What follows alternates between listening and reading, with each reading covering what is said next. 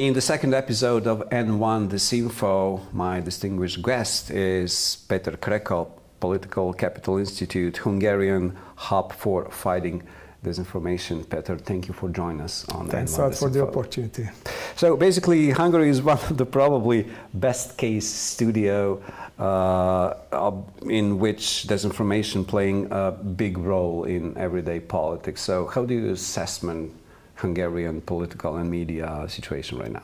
Yes, I would say that as disinformation experts, we are not afraid that we will lose the topic and that it will disappear overnight.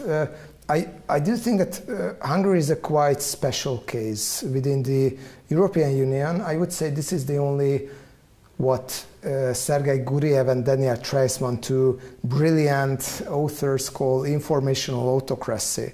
A country that is not democracy anymore, but it's not oppressive as the classical dictatorships. You don't need political imprisonments. You don't need violent crackdown on protests. You don't need arresting journalists like happens in Russia or Turkey, and that's an important difference, but you just need to manipulate the information well. And if you can do it very efficiently as a political leader, then you first look democratic, second, you really can create a legitimacy for your government. And this is what is happening in Hungary. Last year, we had the fourth elections where Fidesz could gain a 2/3 majority in the parliament. It's a constitutional majority. Last time they just gained a bit less than 50% of the votes. But if you can do it in 4 elections in a row, yeah, it happened beforehand, in Japan, in some other countries. In democratic world, you rarely have that. Voters don't like the instability of democratic politics, but it's a merit of democracy. Viktor Orbán can be on power for so long time because he set up a media environment and of course a legal environment where, for example, there is no discussion on corruption scandals.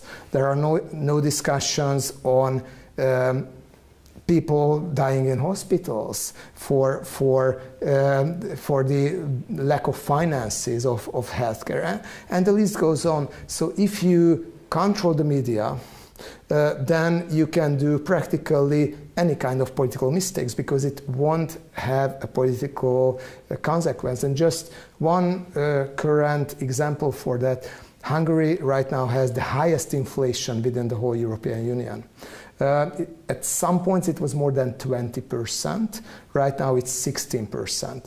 You can feel it. You have less money. Still, most of the voters, and especially the governmental voters, do not turn away from the government. Why? Because they blame Brussels. So this is a highly efficient way of governance. This is not a democratic governance.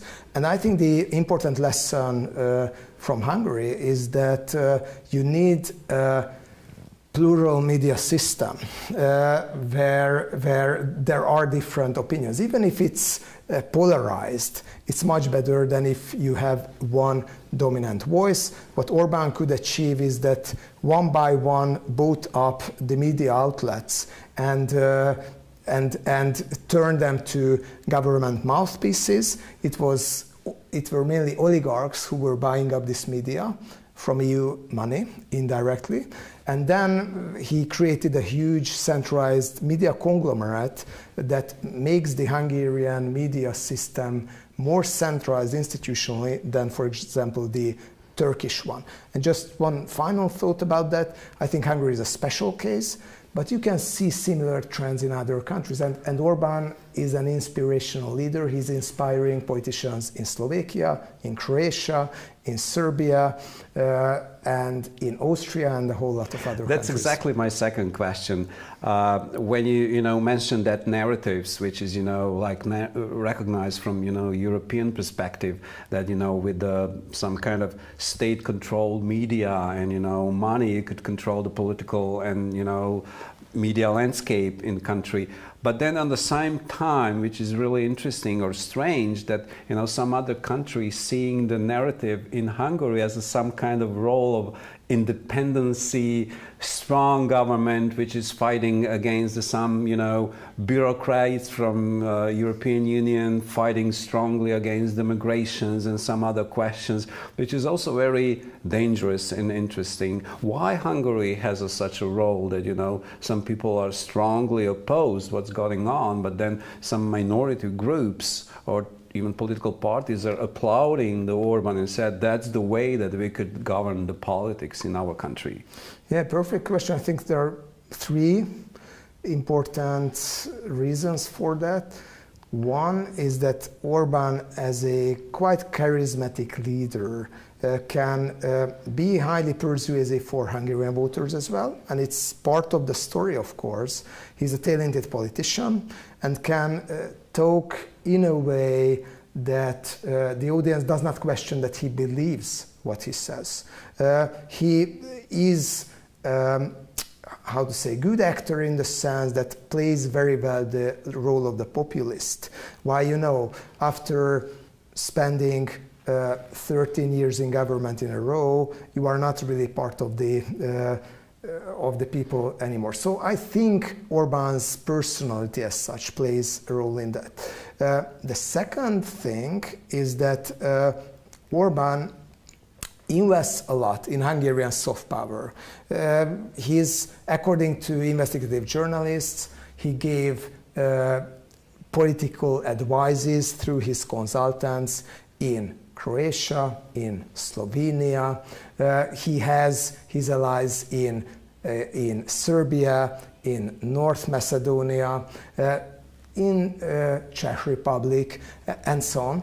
And if you are a Central Eastern European leader and you are looking for some ways on how to keep the power for long, this is what all the politicians want, if we are honest, then you turn for Viktor Orban, because he is the success man of keeping the power. When Heinz Christian Strache had the previous leader of the Austrian Freedom Party, so it's not just in the new member states, was videotaped in the so-called Ibiza scandal.